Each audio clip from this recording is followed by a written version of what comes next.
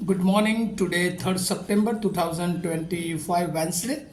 Wisdom of word of God morning ડિવોશનમાં આપ સર્વનો આવકાર કરવામાં આવે છે અને પ્રેમી સલામ પાઠવવામાં આવે છે. આજે સવારે પ્રભુનું વચન નીતિ વચનો એનો 14મો અધ્યાય અને એની 19મી કલમ પર ટૂંકું મનન આપણે કરવા માગીએ છીએ. અને પ્રભુનું વચન આ પ્રમાણે કહે છે, ભૂંડાઓ સજ્જનોની આગળ અને દુષ્ટો સદાચારીઓના બારણાની આગળ નમે છે. એનઆઈવી બાઇબલ પ્રમાણે પ્રોવર્બ્સ chapter 14 વર્સ 19, evil man will bow down in presence of the good and wicked at the gates of the righteous. અને એટલે પ્રભુનું વચન જે કહેશે, સુલેમાન પણ આ પૃથ્વી પરના અંતની વાત, પણ બાઇબલમાં આપણે જોઈએ છે કે અંત સમય એ એવો આવશે, ફિલિપી 2:10 એ પ્રમાણે કહેશે કે આકાશમાંના, પૃથ્વી પરના તથા ભૂમિ તળેના સર્વ ઈસુને નામે ઘૂંટણે પડીને નમે. અને પ્રકટીકરણમાં અને જુદા જુદા અન્ય બાઇબલના પુસ્તકોમાં નોંધવામાં આવ્યું છે કે અંત સમયમાં એ જે અવિશ્વાસી લોકો છે એ વિશ્વાસીઓની આગળ એ નમશે, પણ તેઓ બચી શકશે નહીં. અને અહીંયા જે નીતિ વચન જે આપણને ચેતવણી આપે છે કે બે બાબતો, એક ભૂંડાઓ અને દુષ્ટો.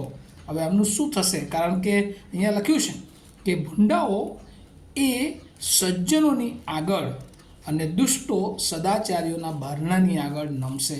અને એટલે ભૂંડાઓ હંમેશા એ ભૂંડું કરે છે, પણ હવે પકડાઈ જાય છે અને બીક લાગે છે, અને ત્યારેથી સજ્જનોનો એ મોટાભાગે આશરો લેતા હોય છે. અને એવી રીતે દુષ્ટો એ દુષ્ટતા કરવામાં રચ્યા પચ્યા રહે છે, અને બચવા માટે જે સદાચારીઓ છે, જે ન્યાયીઓ છે, એમના બારણાની આગળ એ નમતા હોય છે. અને આ પૃથ્વી પર ઘણી બધી વાર જોઈએ છે કે માણસ દુષ્ટતા કરે છે અને જ્યારે ફસાઈ જાય છે ત્યારે એવા લોકો કે જેમની છાપ બહુ સારી હોય એમની આગળ જાય છે, તેઓ અમને કોઈક રીતે બચાવી લો એવી વાતો કરે છે, પણ અંતમાં તે બચી શકતા નથી. અને એટલે જે લોકો ન્યાયી છે, જે સુલેમાન જે શિક્ષણ આપવા માગે છે કે ન્યાયીઓનો એક દિવસ, જો આને એક મુદ્રાલેખ એક થીમમાં જોવું હોય તો rewards victory over the wicked. Rewards victory over the wicked એટલે દુષ્ટતા પર એક દિવસ એ વિજય થવાનો છે, અને એનો પુરસ્કાર જે ન્યાયીઓ છે તેઓને મળવાનો છે.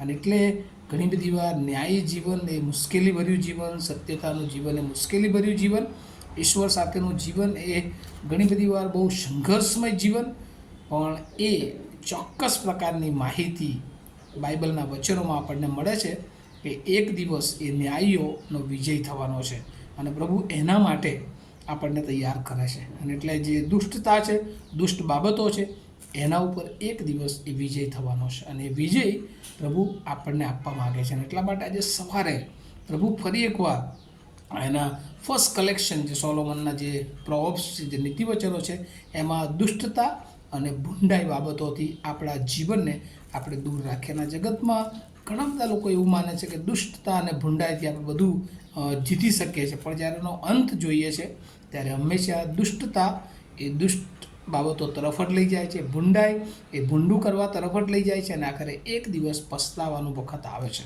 અને એટલે પ્રભુ આપણને એના બાળકો તરીકે એ પસ્તાવાનો વખત ન આવે, એ તકલીફનો વખત ના આવે, એ નાશમાં જવાનો વખત ના આવે, એ પહેલાં ચેતી જવા માટે આપણને શિક્ષણ આપે છે. અને પ્રભુ કહે છે એક એક જીભ એ પ્રભુ ઈસુ ખ્રિસ્તને કબૂલ કરશે અને પોતાના ઈશ્વર તરીકે માનશે. અને એ દિવસ એ ન્યાયકાળનો દિવસ, એ દિવસ એ આખી પૃથ્વીને બચાવવાનો દિવસ એ હશે. અને એટલા માટે પ્રભુ આ દિવસોમાં, કૃપાના દિવસોમાં આપણને સમય આપ્યો છે કે આપણે આપણા જીવનો પ્રભુ ઈસુ ખ્રિસ્તને સમર્પિત કરીએ અને આપણા જીવનોને આપણે નાશમાંથી બચાવીએ. આના વચનો દ્વારા પ્રભુ આપણને બધાને સચેત કરવા માગે છે કે પ્રભુ ઈસુ ખ્રિસ્તમાં જીવન છે. પ્રભુ ઈસુ ખ્રિસ્તે કહ્યું, માર્ગ, સત્ય તથા જીવન હું છું. અને એ જીવન પ્રભુ આપણા બધાના જીવનમાં એડ કરવા માગે છે, અને એ જીવન જીવવા માટે આપણને બધાને પ્રભુ તૈયાર કરે એવી મારી શુભેચ્છા અને પ્રાર્થના છે. આવો આપણે પ્રાર્થના કરીએ. અમારા જીવન તરે દયાળુ ઈશ્વર, અમે બહુ આભાર માનીએ છીએ. દુષ્ટ બાબતો, ભૂંડી બાબતો, એક દિવસ પ્રભુ એનો અંત નિશ્ચિત છે. અવિશ્વાસીઓનો એક દિવસ એ પસ્તાવાનો વખત છે.